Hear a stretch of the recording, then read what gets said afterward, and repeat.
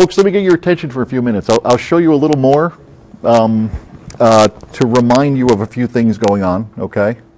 And then hopefully to start you with some animation stuff. What I'm looking at right now, just so you can see it, is this, which has a bit more texturing going on with it. And you'll see that this is going to slow down because where it's transparent is where we get into the heavy-duty rendering time. Refracting light always takes a lot of render time. To make it go faster, that's why we have this over here. I'm not that concerned with seeing it in good detail, so I can turn this down just so I can move faster, though it doesn't look as good. One thing I want to show you guys is how you get back into the textures. That's some sort of halfway combination where I can sort of see what the texture's doing and sort of see what else is going on. I'm going to select the word, and then when I hit Alt and Enter, I'm going to get every property panel.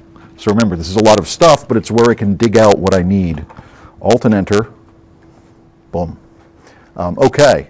Now what I want to do is I want to look at what that texture's doing, and I can zoom in here a little bit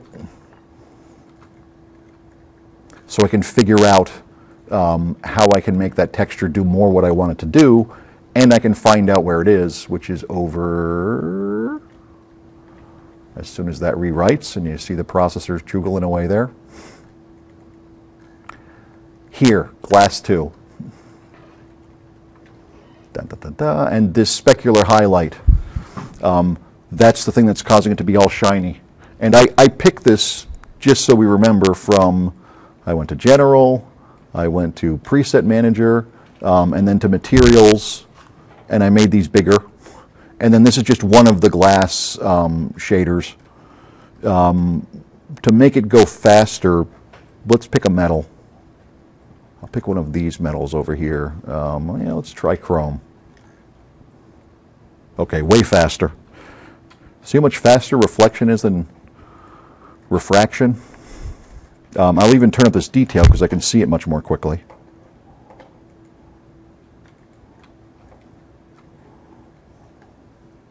Da, da, da. Let's see if we have something that we like better. I'll try this gold just to see it. Yeah. I don't love the metals. What else do we got? Plastic and ceramics. Primary colors. Retro. What does retro have in it? This is just for the fun of seeing it. Let's try this one. This one has a texture on it. And I want to show you how I'd modify those textures. With this selected, I'm going to hit my Alt and Enter again. And you'll see we should now have this other shader there, Retro Tool. And wherever I have those plugs, I have some texture that's being applied. I'm going to click this, and I'm going to get to my projection method. Whenever you drop on those preset textures, they don't have a projection method to begin with. So generally, they just kind of go on in some way. By playing with the projection method, I can get a better result, or a result that looks more like I want it to look. I'm going to just pick one of the projection methods. I'm going to pick Planar XZ, which should just be a flat grid.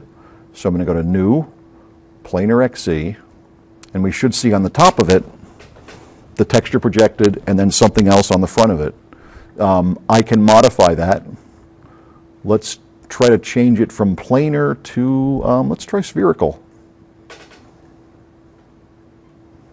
And now remember, when we do spherical or planar, we will get this thing called an implicit object. This is a lot of stuff coming back, I know, but that's good. The more stuff you get in, the quicker you get back into it. This is the implicit object over here. If I modify it, I should change that texture. My X, C, and V keys, let's rotate it. And you'll see that the texture rotates.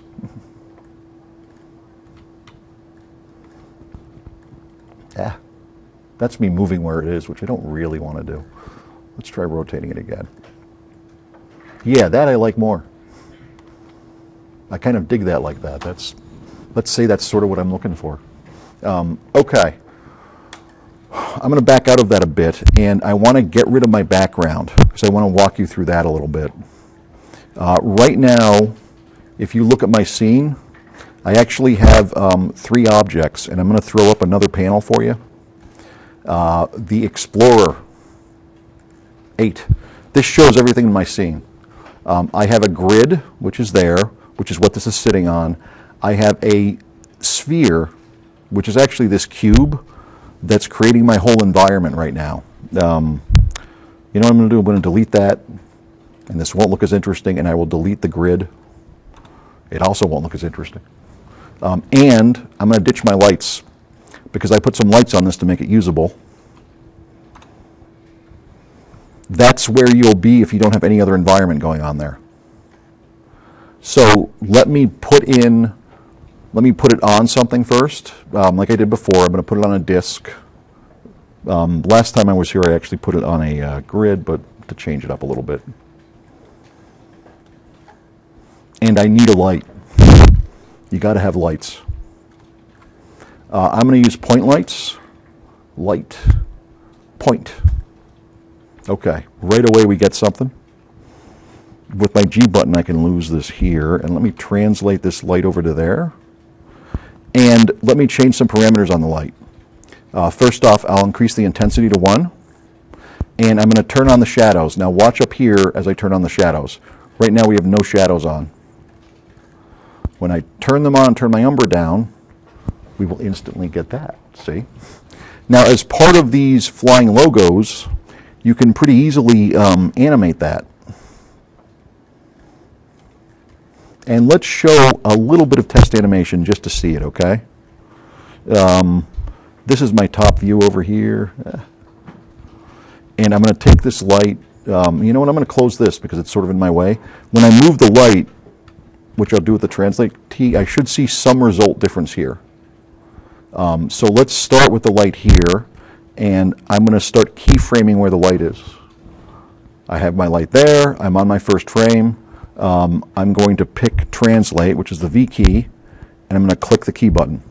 And then we'll have it go, let's say 4 seconds, which is 96 frames or so. I'll have the light move to there.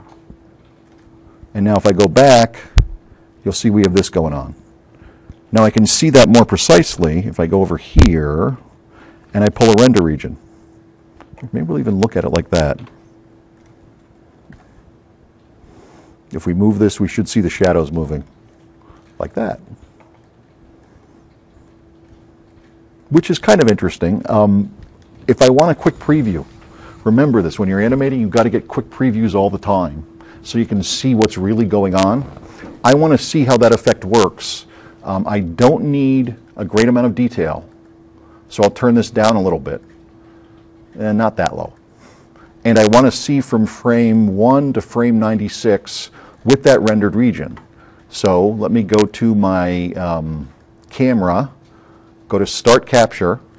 I want from 1 to 96, and the rest of this should be okay.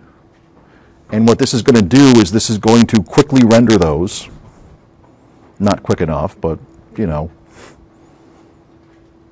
And then when it's done, it will play them back to me in real time. Very important for timing. If you're animating stuff, if you're keyframing it, the timing is the most important part.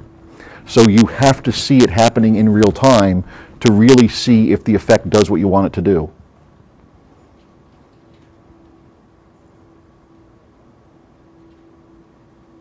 And interestingly, this is rendering, so we got modeling, we're doing a bit of texturing, we're doing a little tiny bit of animating and a little tiny bit of lighting and a little bit of rendering, and it's just the first week.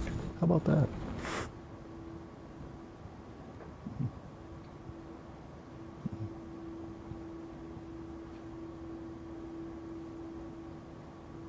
And when it's done, it will then throw it up. And that's what it would look like in real time. And actually, just looking at that, I could say that I want that effect to happen more quickly. I would want that to happen over 2 seconds instead, which means I would move the keyframe. I know, and this is to remind you of it, we have these tools down here, these animation tools. This jumps back and forth from a keyframe to a keyframe. That keyframe there on 93, I want to get rid of. And do I have my light selected? Yes. Let me turn on my translates. Good. I'm going to remove that keyframe, which I can just do right from here. Remove key. And I'll go to frame 48 or so and move the light over there. And maybe I'll move it up higher too. Yeah, maybe. And key that, and then I'll hopefully be happier with that. Okay, and now let's say that's one light. Let's put in another light. I'll put in another point light just because I have them there. Here's another point light. Let's translate it, and we'll put it elsewhere to give us a different effect. Maybe we want it just to highlight the front of everything, which it seems to be doing. Increase its intensity. Let's also turn on its shadows, so it's casting shadows back. And I like that. And maybe I don't even have to animate that one. Now the environment. Let's go back to those textures because the grid has nothing going on in it. View, General, Preset Manager, good. Well, let's see what that looks like. I got to select my disk.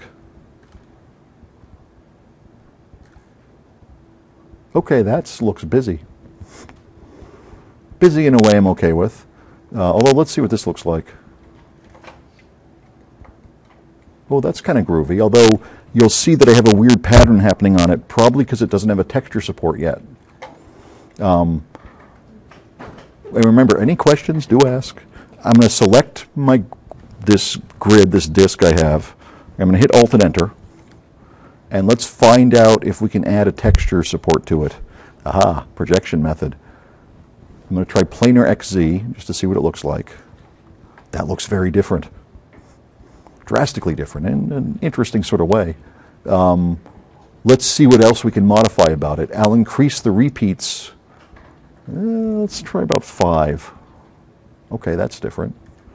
And how about there, 5?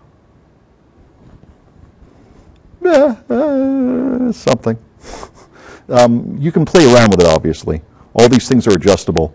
The more you play with them, the more interesting results you get. You notice I have nothing going on in the background.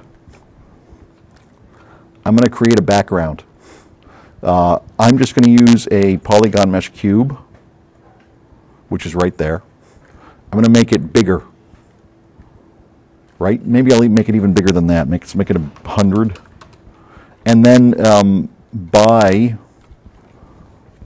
subdividing it, I can make it a sphere, like that. Now it has the default texture, which just makes it all that kind of bright white, which I don't really like.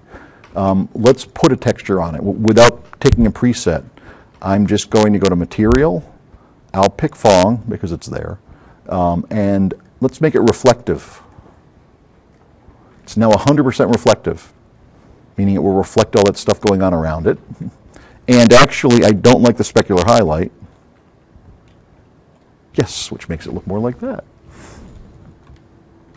And actually, I'm going below the grid there. Okay, so without too much work, you can go more rapidly to a more filled environment, yes? Do you want to give it a shot? Go ahead, see what you can do. Remember, save as you go, and at the end of class, we'll show how to save things so that you can take them and work on them during the week. Because next week, we get to talk about rendering and getting them out, which is good. Okay, I'm going to hit stop.